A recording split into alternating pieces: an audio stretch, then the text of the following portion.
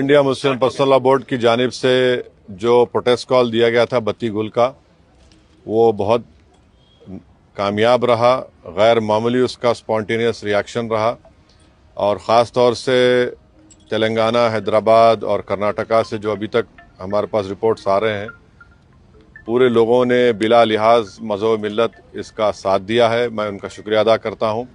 और इस प्रोटेस्ट करने का एक ही मकसद है कि हम नरेंद्र मोदी गवर्नमेंट को ये पैगाम देना चाहते हैं, ये मैसेज देना चाहते हैं कि आपने जो वक्फ अमेंडमेंट एक्ट 2025 बनाया है वो वक्फ बोर्ड के मफाद में नहीं है। वो वक्फ बोर्ड को बर्बाद करता है, वक्फ की प्रॉपर्टीज़ को ख़त्म करता है और ना उससे कोई रेवेन्यू में इजाफा होने वाला है। तो ये हमारा प्रोटेस्ट इसीलिए था और क्योंकि जो कानून बनाया गया वो अनकॉन्स्टिट्यूशनल है, हमारे संविधान के फंडामेंटल राइट्स के आर्टिकल 14, 15, 25, 26 और 29 का ग्रेव वायलेशन है। इसीलिए ये प्रोटेस्ट कॉल दिया गया है। आइंदा 1-2 हफ्ते के बाद ह्यूमन चेन का भी प्रोटेस्ट होगा, राउंड टेबल कॉन्फ्रेंस होंगी। तो ये हमारा प्रोटेस्ट उस वक्त तक चलता रहेगा जब तक नरेंद्र मोदी की हुकूमत इस बिल को वापस नहीं लेगी। मैं आप तमाम का शुक्रिया अदा करता हूं जिन्होंने इस बत्ती गुल प्रोग्राम में हिस्सा लिया।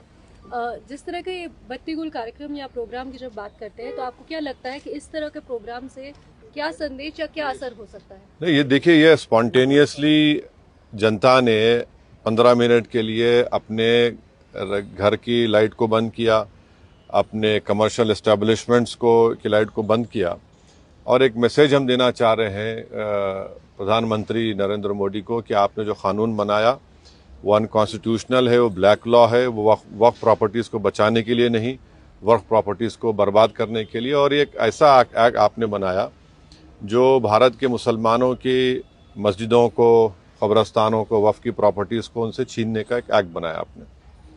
जिस तरह का भी माहौल बना हुआ है देश में, आतंकवादी जो घटना हुई है, आपने भी उसको कंडेम किया है, लेकिन ऐसे हालात में आपको लगता है कि देश में अगर अंदरूनी तौर पर इस तरीके से विरोध होगा? नहीं, देखिए, जहां तक पहलगाम में जो हुआ है उसको तो हम आउटराइटली कंडेम कर रहे हैं और करते रहेंगे। और हमने उस टेररिस्ट एक्ट को जिम्मेदार पाकिस्तान की इस्टेब्लिशमेंट, पाकिस्तान की सरकार को खड़ाया है और उन्हीं की पूरी सरपरस्ती में, उन्हीं की तायीद, उन्हीं के सपोर्ट और फाइनेंशियल सपोर्ट से, मिलिट्री ट्रेनिंग से वो आतंकवादी पाकिस्तान से बॉर्डर क्रॉस करके पहलगाम तक आए और वहाँ पर उन्होंने 26 टूरिस्ट को जान ली। और सबसे अफसोसनाक और सबसे तकलीफदेह बात यह है कि उन्होंने उनकी फैमिलीज़ के सामने ख़वातीन को, महिलाओं को, बच्चों को अलग किया और मर्द लोगों को एक जगह खड़ा करके उनका रिलीजन पूछकर, जो हिंदू थे, उनको गोली मारी। तो वो तो कंडेमनेबल है, उस पर कोई डिस्कशन होने की ज़रूरत भी नहीं है। जहाँ तक हमारा ये प्रोटेस्ट है इस कानून के ख़िलाफ़, वो तो एक ऑनगोइंग प्रोटेस्ट था। और आपको मालूम होगा कि all India Muslim personal law board ने उस टेररिस्ट एक्ट को कंडेम किया और क़रीब 3 दिन तक हमने अपने प्रोटेस्ट को रोक के रखा। तो ये पहले से तयशुदा प्रोग्राम है। जहाँ तक देश की अखंडता, देश की इंटीग्रिटी की बात आएगी, उसमें तो कोई कॉम्प्रोमाइज़ नहीं हो सकता।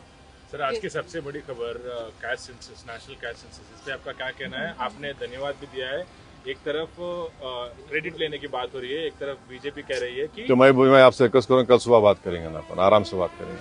ठीक है सर, आपका रोड मैप क्या रहेगा आगे के लिए? अब जो all India Muslim personal law board का प्रोग्राम है कि नेक्स्ट मंथ मई में ऐसे ही एक टाइम पर दिन में एक ह्यूमन चेन बनाई जाएगी इस वक्फ अमेंडमेंट एक्ट के खिलाफ और फिर राउंड टेबल कॉन्फ्रेंसेस भी होंगी। तो बकरीद से पहले 6 जून तक ये प्रोटेस्ट प्रोग्राम चलेगा। बाद का program all India Muslim personal law board तय करेगी। कांग्रेस अपनी तरफ से जो है आंदोलन कर रही है, प्रोटेस्ट कर रही है, तो क्या क्या आंदोलन कर रही है? जैसे वो इंदिरा पार्क में भी एक प्रोटेस्ट करना चाह रहे थे और किस बारे में? इसी को लेकर तो अब हर एक कर सकता क्या है। MIM भी ऐसा कुछ प्लान कर रही है? नहीं, देखिए, हमारा जो प्रोटेस्ट प्रोग्राम है वो all India Muslim personal law board के ही उनके इंस्ट्रक्शंस पर, उनके साथ हम प्रोग्राम कर रहे हैं। JAC जॉइंट एक्शन कमेटी और हर कोई प्रोटेस्ट कर सकता है, इसमें क्या, उसमें कोई दो राय नहीं। मगर हमारी पार्टी ने फैसला किया कि हम under the umbrella of all India Muslim personal law board ये प्रोटेस्ट प्रोग्राम करेंगे। देख हजरात ने ये वीडियो इस वीडियो के अंदर ओवैसी साहब ने क्या कहा है। वक्फ बिल को लेकर के और बहुत सारी बातें बताई ओवैसी साहब ने कि वक्फ बिल रिजेक्ट भी हो सकता है।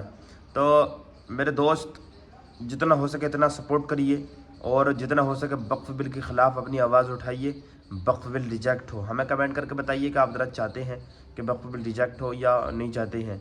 तो मेरे दोस्त वीडियो को ज़्यादा से ज़्यादा लाइक करें, वीडियो को ज़्यादा से ज़्यादा शेयर करें और ऐसी ही अपडेट पाने के लिए हमारे चैनल को सब्सक्राइब करें। अस्सलाम वालेकुम।